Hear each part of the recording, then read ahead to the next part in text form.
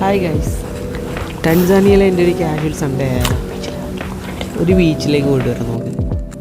എൻ്റെ കയ്യിലൊരു ഫുട്ബോൾ ഉണ്ടായിരുന്നു, അത് കൊടുത്ത് നേരെ പുറത്തേക്ക് പോവാം.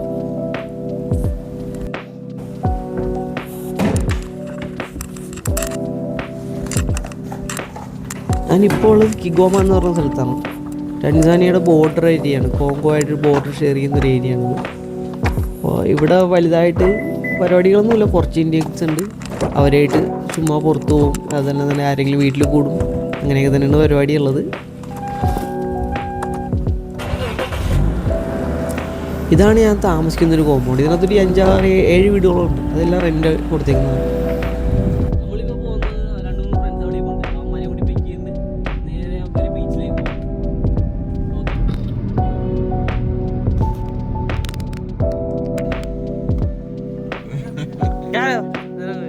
सबको ले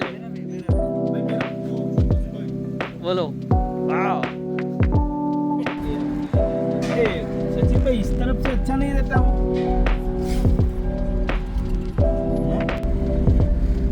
नो 3 minutes 5 minutes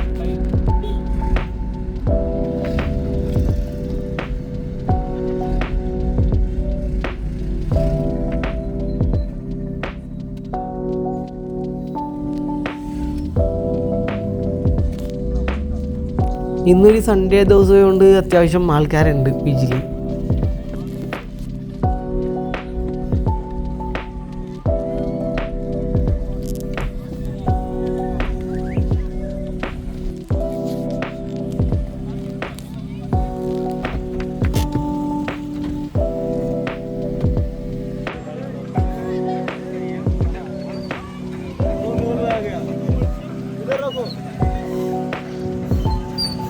ഇവന്മാരെല്ലാവരും ഇവിടുത്തെ പല പല കമ്പനികളിലായിട്ട് വർക്ക് ചെയ്യുന്ന ആൾക്കാരാണ്.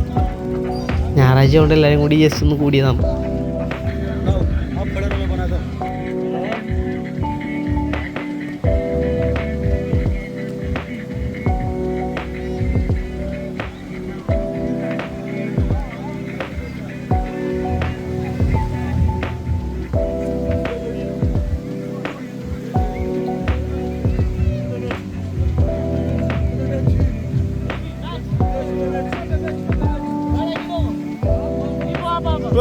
जाओ ना जाओ, रोनाल्डो की तरह जाओ.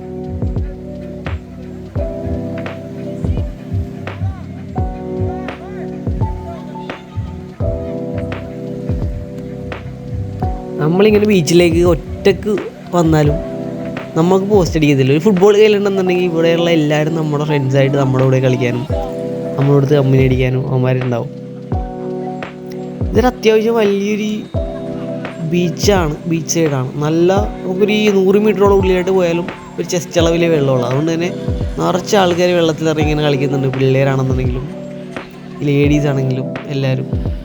ഇത് കണ്ടില്ലേ, നല്ല തിരമാലയൊക്കെ അടിക്കുന്നത്. കറക്റ്റ് നമ്മുടെ കടൽ പോലെയുണ്ട്, പക്ഷേ ഇത് കടലല്ല, ഇത് ലേക്കാണ്. ലേക്ക് ടങ്കാനിക്ക എന്ന് പറയും. വേൾഡിലെ 2ാമത്തെ ഡീപ്പസ്റ്റ് ലേക്കാണ്.